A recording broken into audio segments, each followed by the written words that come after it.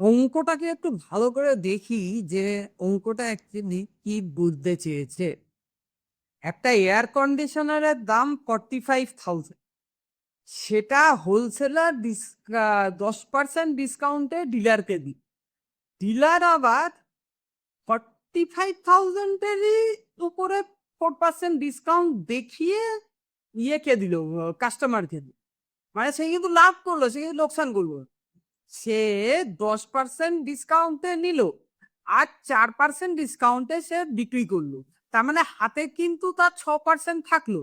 এইবারে আমি কি করব, যে এই যে সেলসটা হয়েছে সেটা হচ্ছে ইন্ট্রাস্টেট, মানে অর্ধেক যাবে সেন্ট্রালের কাছে, অর্ধেক যাবে স্টেটের কাছে। জিএসটি 18%। প্রথম প্রশ্ন, amount of tax paid as SGST and CGST by the dealer।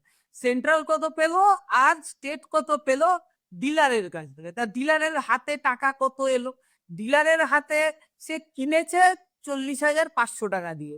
90% of 45,000 হচ্ছে 40,500 টাকা। সে বিক্রি করেছে 96% অফ 45,000, মানে 43,200 টাকা। 43,200 মাইনাস 40,500 মানে হলো 2,700 টাকা। এটা গ্রস তোর হাতে ধরে পেল।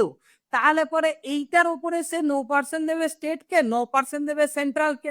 2,700 9% হচ্ছে 243 টাকা। 243 টাকা সে স্টেটকে দিল আর 243 টাকা সে সেন্ট্রালকে দিল। প্রথম প্রশ্ন শেষ। এইবারে হচ্ছে সেকেন্ড প্রশ্ন। সেকেন্ড প্রশ্ন কি বলছে? Amount of tax receive by central and state. Central and state ট্যাক্সটা কিসে পায়? যে টোটাল ট্রানজাকশন হলো তার 9% যাবে সেন্ট্রালের কাছে, স্টেটের কাছে 9% যাবে, ইন্ট্রাস্টেট 18%। তাই জন্য তাহলে টোটাল ট্রানজাকশনটা হয়েছে শেষমেশ 43,200 টাকা। তাহলে এই 43,200 টাকার 9% যাবে স্টেটের কাছে, 9% যাবে সেন্ট্রালের কাছে। তা ঠিক আছে, 43,200 টাকার 9% কত হয়? 43,200 টাকার 9% হয় 3,888 টাকা। তো এই যে 3,888 টাকা, এটা একটা গেল স্টেটের কাছে, একটা গেল সেন্ট্রালের কাছে। এবারে কনজিউমার কত দেবে? কনজিউমার পুরোটাই দেবে। দাম হচ্ছে 43,200, 9% স্টেটে গেছে, 9% সেন্ট্রালে গেছে, মানে 118% অফ 43,200। সেটা হচ্ছে 43,200 যোগ 3,888 প্লাস 3,888। তার মানে টোটাল দাঁড়ালো হচ্ছে 50,976, মানে 50,976।